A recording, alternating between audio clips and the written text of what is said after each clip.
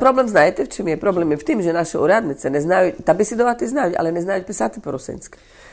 Zato, že, a to je ďalší problém veľký, ktorý tu tepер je po 90. roci. Ja jedno sa mi neľúbilo v rusinským Rusiji, ja im sa tam nezaoberala, zanemala im sa tam, tak im sa ku tomu nevyjadrovala. Ale keď sme založili s Hankou Servickou našu občianske združenia Kolosočka, začala sa ku tomu i hlasno vyjadrovať.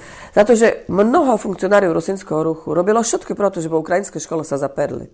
Bo vám hovorím, tam siada, kde boli Rusine, kde boli sela. V mestách až tak nie. V mestách napríklad v Sneni. Hej? V Sneni bolo veľa sotáky, ale Rusine z tých sel prechodili, ale za môjho detstva nebolo v Sneni tak veľa Rusinov, jak teper, keď tých 7 sel zlikvidovali a to všetko, a kde mali túto Rusine pity? Tá prišli do Snena do Humenného.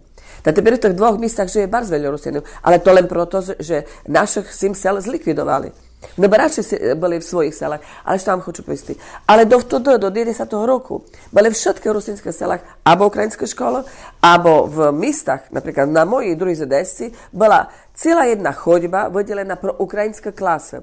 V každém ročníku boli slovácké, bola AB, C boli slovácky, I D napríklad bola ukrajinská.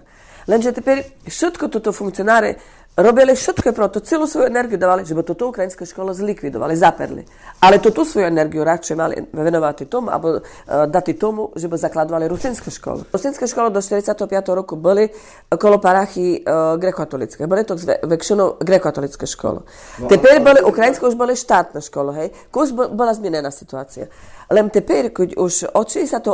roku kus už začalo byť také uvoľnenia i už bola dovolená grekokatolická cirkev, nastala bardzo taká negatívna situácia v grekokatolíckej cerkve z môjho pohľadu, že nastala veľká slovakizácia teper v grekokatolíckej cerkve.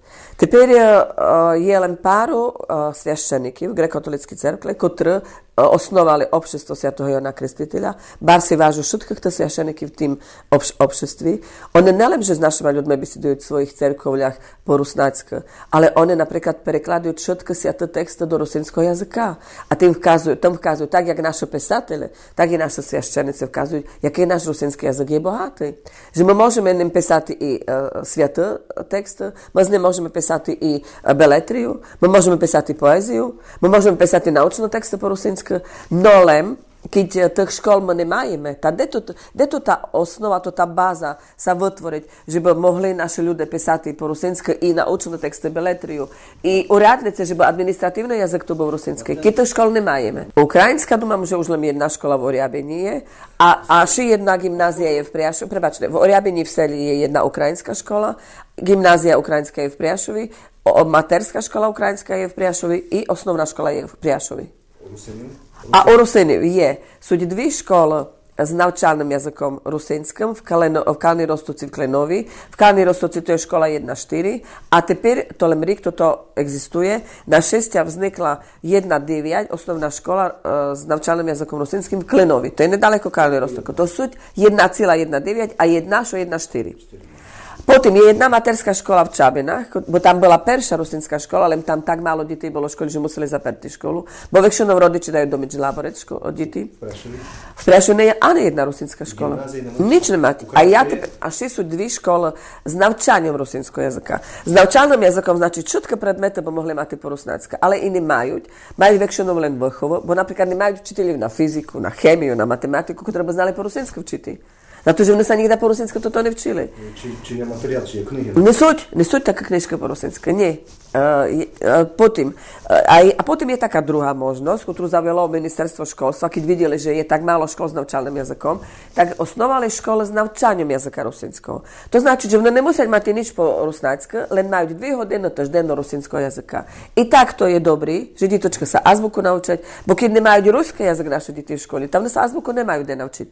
Tak tým, že my otváráme rusinské školy, tak v normálnym naučalnom procese, tak detočka sa učiť azbuku. Učiť sa besedovať, učiť sa písať po rusinsky. Ale Máriu, to sú 4 školy, 2 s naučalným jazykom a 1 pčoliným. I tu je veľké riziko, že v nás zanikne, bo tam je čím ďalej to menšie detей, to je pčoliným. No a potom je taká veľká škola v Radvane nad Labircom.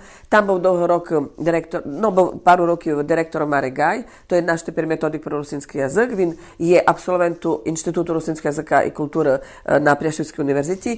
A on tam zavil že ditočka majú toto 2 hodiny rusínského jazyka. Naперед mali jak krúžok a teper majú jak povinný predmet rusínsky jazyk. Tak tam je škola s naučaniem rusínského jazyka. No a v Priašovi, čo znajeme, to treba samo sobou to spomňanuti, v Prijašovi je inštitút rusínského jazyka i kultúry na Prijaševskej univerziti. Tot inštitút može vychovati, može rusínsku svitu dale davati budućim učiteljkam. No ale teper je vopros, a koho, jakých učiteľov nemajú učiti, keď nemajú tuto učiteľe, da je potom robiti. I zato sa bar malo djetej holoset na tog inštitút. Tam je teper taká situácia, že sú tam študente iz Slovakije, no sú tam študenti iz Podkarpatia. No teper je vopros, či tuto študenti iz Podkarpatia zistanu tu Slovakiji, si budu naše rusinske sela, napríklad učiti rusinski jazyk. Bo to by mala biti hlavna zadača toho inštitútu, že by vychovávali budućih učitelji pro naše rusinske djeti. Tam kvalifikacija to je učitelj. Učitelj rusinskog jezika i literature. Tak, to ne je fizika či matematika. Nie, to je učitelj rusinskog jezika i literature. To je bar scín, že taký inštitút majíme, bo to je može to začiatok, tak to muselo biti, že by sme mohli vychovati učiteľov. No len teper musíme presvičati starosti, primátori v našich místach i selách, kde žijú Rusine, že by zriaďovali rusinské školy. Bo pokud nebude rusinské školy v místach i selách, pokud nebudú osnovné školy, pokud nebudú srední školy, potom bude tež vse málo študentov na tým inštitúte.